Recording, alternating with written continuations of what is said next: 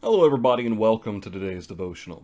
Our thought today is going to come from James chapter 3, starting in verse 13. James says, "Who is wise and understanding among you? Let him show by good conduct that his works are done in the meekness of wisdom. But if you have bitter envy and self-seeking in your hearts, do not boast and lie against the truth. This wisdom does not descend from above, but is earthly, sensual, demonic. For where envy and self-seeking exist, confusion and every evil thing are there." Starting in verse 13, it shows the mind of one who is truly wise, who has wisdom from heaven, heavenly wisdom. This wisdom that is from above. If you want to show who is wise and understanding among you, do it by your example. Okay, it's not going to serve anyone any good to go around claiming to be wise and understanding and not actually, first of all, put it into practice. That's where wisdom comes in. It's putting knowledge into practice. But also, the idea of boasting is in contrast to the idea of meekness. Meekness means I bring myself under control. And so the idea of wisdom and being wise, in contrast to the character and conduct that they are showing, he says, those who are wise and understanding, you show it by good conduct, and that the way in which you behave yourself is done in the meekness of wisdom. That's how you show wisdom from above. The contrast is that the wisdom of the earth, the wisdom of man, you could say, there's envy, there's self-seeking, and yet they claim to be wise and understanding, but they're boasting and lying against the truth. He says it's earthly and sensual and demonic because envy and self-seeking, therefore confusion and every evil thing are there. And again, that earthly, sensual, demonic, it's of man. Man seeks to boast. In fact, it's a great contrast here from James 3, verse 13 through the end of the chapter, compared with Paul describing those super apostles, quote unquote, in 2 Corinthians 11 and 12, well, 10, 11, and 12, where he describes those individuals as boasting and saying, look at all the things that I've done. Paul says, I will rather boast in my infirmities, the things that make me weak, because when I am weak, then I am strong, in chapter 12 of 2 Corinthians. But he contrasts this good wisdom, this wisdom that is from above, this wisdom that is from God, with the character of earthly wisdom. But then in verse 17, he describes how this heavenly wisdom is to function in our lives. He says, the wisdom that is from above is first pure, then peaceable, gentle, willing to yield, full of mercy and good fruits, without partiality, without hypocrisy. Now, notice the contrast of this behavior, and of course, with all of these things, it's in the context of how I treat other people, my example, my conduct with others. Envy always involves other people. Self-seeking is to the detriment of other people. But contrast that with first being pure. I would say that might be the one thing in terms of specific to the individual, is that the wisdom that is from above is that which is true, that which is pure, that which is holy.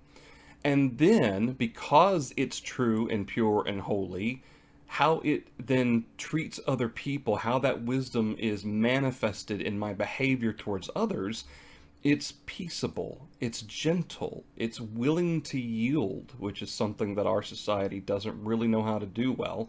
It's full of mercy and good fruits. It doesn't show partiality. It's not given to hypocrisy. And then James says in verse 18, the fruit of righteousness is sown in peace by those who make peace. Of course, there's another kind of connection, I guess you could say, to Galatians 6 with the fruit of the Spirit, with regard to the fruit of righteousness. Now, what basically James is connecting here is all of these attributes being described in verse 17. He calls these the fruit of righteousness. Now, anytime you talk about fruit, whether it's the fruit of the Spirit or fruit of righteousness, we're talking about that which is born forth, that which is shown. And so the fruit of those who seek to be right in the sight of God, who seek to do what is good and what is proper, that fruit that they will bear is going to be seen. It's going to be manifested in their conduct. It's going to be seen in their example. And so these are the attributes that he's particularly pointing out. That the fruit of righteousness is sown in peace by those who make peace. The interesting thing here is that he talks about the fruit of righteousness being sown. In other words, it starts from a seed. Well, if we hope to influence others, if we hope to help others also come to have the same heavenly wisdom and the same type of behavior that is pure and righteous, we must sow it in peace by those who make peace. In other words, we seek out peace. We don't seek out confusion or evil things. We don't seek out envy and self-seeking. And we seek to not only be the proper example to others, but we also seek to sow the seed of that example in others.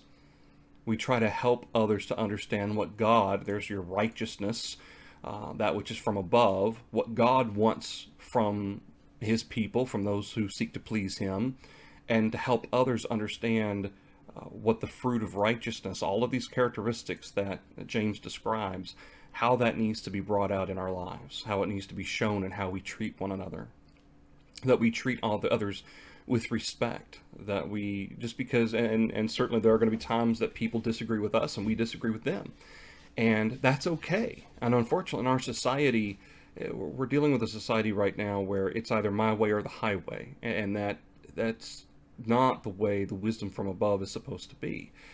Not that we yield to that which is wrong, or that we yield and agree for the sake of peace, in the sense of I'm willing to yield even though what you're saying is not right according to what God says. It's the concept of yielding something that doesn't matter, yielding my own liberties or my own rights for the benefit of someone else, willing to yield in with regard to the conscience of our brethren and so forth.